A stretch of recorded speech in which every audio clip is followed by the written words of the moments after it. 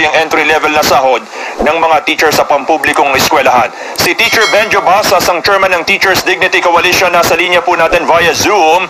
Teacher Benjo, magandang umaga po sa inyo. Si Johnson at Jonathan sa Pintig ng Bayan. Kumusta po? Sir Benjo. Sir Jonathan, kita ko. Opo. Yes, morning, Sir Johnson, Sir Jonathan. Good morning po. Sir, narinig ba ninyo yung panukalang batas? Nasa lower house po ito. Itataas daw ng 50,000 pesos ang entry level ng public school teachers. Anong say po ninyo? Yes, maganda po yan. No? Maganda po yung layunin ng panukalang batas. No? Although hindi pa natin nabasa yung eksaktong bill. No po, no? Been searching for it no, since last night po. Pero hindi ko pa nakikita yung kopya. No? Kasi kakaiba ito, no, Sir Johnson, doon sa naunang bill. No? In fact, no, Conference Castro po no, has filed a bill last year pa po ito. No? Kaya yung bill naman seeking no, to upgrade no, the minimum salary of teachers from the present salary grade 11 to salary grade 15. I understand, hindi naman kasi aabot ng 50,000 yung salary grade 15 no? Sa kasalukuyan, no? Sa latest na tranche ng SSL 5. No? Dahil right now, ang sweldo po ng ating mga government employees Sir Benjo? Nasa SSL 5 na po tayo. Yes, sir. Opo, medyo nag-choppy lang yung linya mo sa part na yan. Kamo, ang salary grade ng mga government employee ay magkano? Ang entry level po ng public school teacher ay salary grade 11, which is equivalent to 25,000. No? So, merong bills, no? In fact, bills, no? Filed, no? Ngayong 19 Congress to, Sir Johnson, no? Tungkol dyan, ano? Hindi bababa ng 10 yung bill, no? Na nakapile po sa Congress, no? Na itaas sa salary grade 15, yung entry level position ng ating public school teachers. In fact, may iba pa, no? Yung iba salary grade 14, ano? Meron pang up to salary grade 19, ano? In fact, meron po Teacher Benjo? Ako, mukhang nawalan na ng load si Teacher Benjo. Napuputol yung signal natin. So, ang binabanggit niya, ang salary grade 11 ng teacher ay 25,000 lang pala? Oo. Abunado pa pala ako ng 2,000 sa binanggit kong 27,000 kanina. Paiba-iba naman kasi depende sa kung saang region ka. Sa bagay, kung halimbawa itataas mo ang sweldo ng manggagawa, ay di syempre good news po yun para sa ating mga public school teachers. Pero yung reality kasi, kakayanin ba ng pagpupondo ng national government? Dahil napakarami hong public school teachers, baka ho naman, kumbaga paasahin lang ho natin sila para sa 50,000 pesos na entry level sa salary grade 15 ng public school teachers. Sa bagay, dadaan ho yan sa deliberation sa lower house at paging sa Senado. Si Teacher Benjo, nandiyan na po ulit. Teacher Benjo, maganda umaga po. Yes, Sir Johnson, ako pasensya na. Ang haba pa naman ng sinabi ko, performance level pa naman, naputol na pala ako. Pasensya na ho kayo. Anyway, yung recital po natin, medyo nagka-problema yung, yung audio lang natin. So, ang binabanggit niyo pala, 25,000 lang pala ang salary grade 11? So, 27,000 po sa kasalukuyan. Ayun. And this is, by the way, no, I have to mention, no, this is the lowest, no, salary po, no, salary level, no, for all the government professionals, no. Ibig sabihin, no, dito, Sir Johnson, no, ang mga guro ay kabilang sa pinakamababang pasahod, no, sa mga professionals in our government system po. Apo. Tama ba, Kabenjo, na sa loob ng 4 na taon, nasa 6,000 lang yung in-increase ng sweldo ng mga guro natin, lalo na sa public school, o halos 1,500 a year?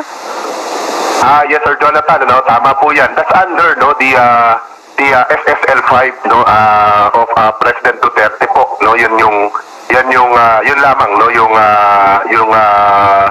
aumento, no, kasi hinahati ito sa 4 tranches, no, so something like 6,500, and then it was divided, no, in 4 tranches, no, since 2019, 2021, 22, 20, no, 21, 22, and 23. 23 po yung last tranche, kaya umabot kami ng 27,000. At ngayon po, no, supposedly, no, traditionally, no, pag natatapos yung isang SSL o yung isang isang SSL, no? Like this one, SSL 5, no? Pag natatapos yan, traditionally, ay nagbibigay yung ating gobyerno. But ngayon po hindi, no? Ngayong 2024, wala po kaming komento sa sweldo, although we had a dialogue with the DBM last October. Ang sinabi nila, meron daw, although hindi ito by way of a legislation, ano, mukhang ang gagawin dito, executive order, no, within the first quarter of this year. Pero we're still waiting, Sir Jonathan, ano? Tama po yung data nyo. Apo, natatandaan ko po doon sa first and second basic education report ni Vice President Sara Duterte, ang ating kalihim sa DepEd, ang sinabi po niya ay exploring ways to raise yung salary nga po ng mga guro natin.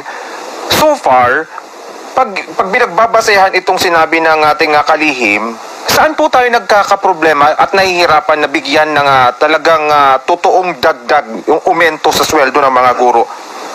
Yeah, tama po kayo dyan, ano? Kasi siguro i-clarify natin yung binabanggit, no? Yung aumento kasi meron naman no? Pero substantial ba? Substantial, That's the question.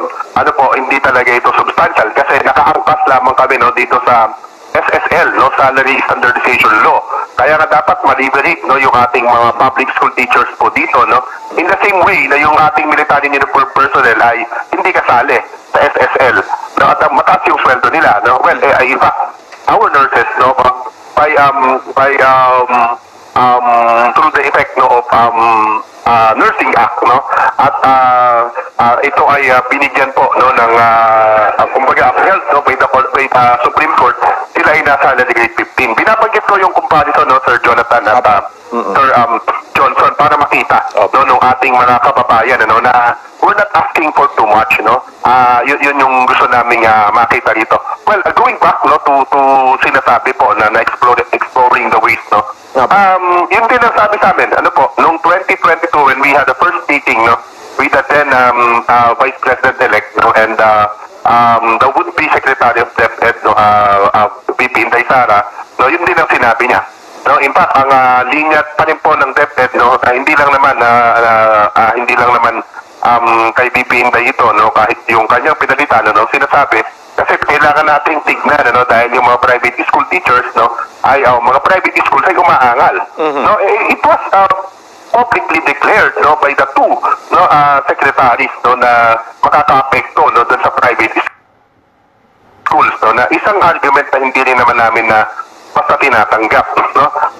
Ngayon, hanggang ngayon ay hindi pa kumbaga lumalabas, no, kasi pag sinabi po ng executive na ina-explore, di ba, syempre, no, yun yung magiging basis, no, and that's 2 years ago, no, almost, no, that's almost 2 years ago, no, so we're still waiting.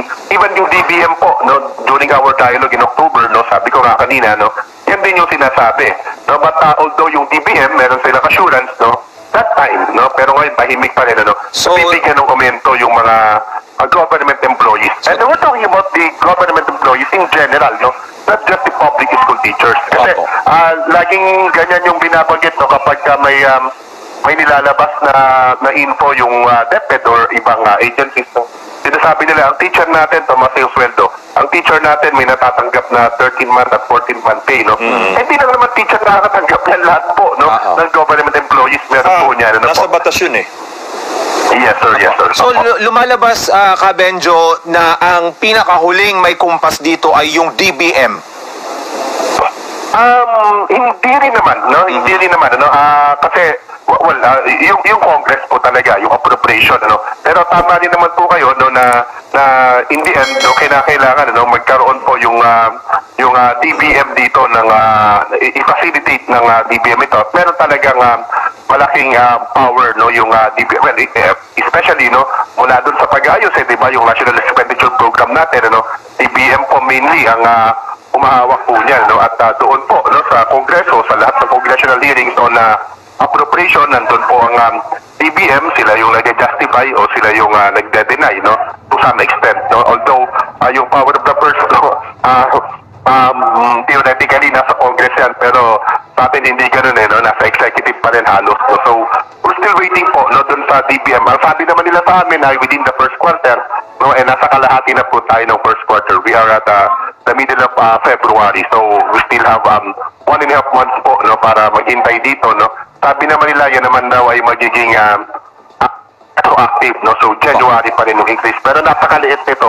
Yes, Sa kwenta nga namin baka hindi umabot ng 500 pesos. Kung pinag-usapan natin, Sir Jonathan, tinatanong mo kanina 1,500, yes, no.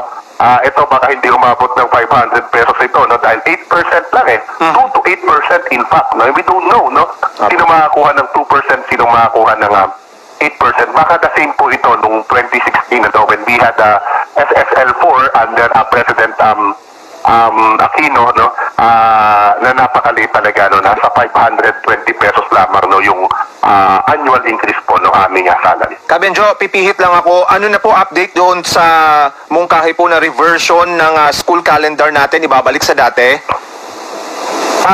So far, tahimik pa rin yung DepEd, no, although sa hearing po, no, sa Kongreso nitong mga nakalipas na linggo, no, ay kino-confirm naman nila, no, na may ganun ang plano yung DepEd, no, paaagahin ang pagsasara ng school year ngayon. Ang commitment nila sa amin, and that was the consensus din, ay May 31, no, so magsasara ang ating school year, current school year, at magbubukas ng July 29, no. So kung matutuloy po ito, ay gradually pumapalik po tayo at by next year, next school year 2025-2026 po, no, ay mukhang kaya na po, no, na nating matiyak, no, na June na yung ating pasukan.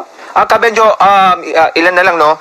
Yung ilang teachers ba nagpapaabot sa inyo ng concern regarding doon sa DepEd Order number 2, yung sinasabi na i-unload ng administrative works yung ating mga guro?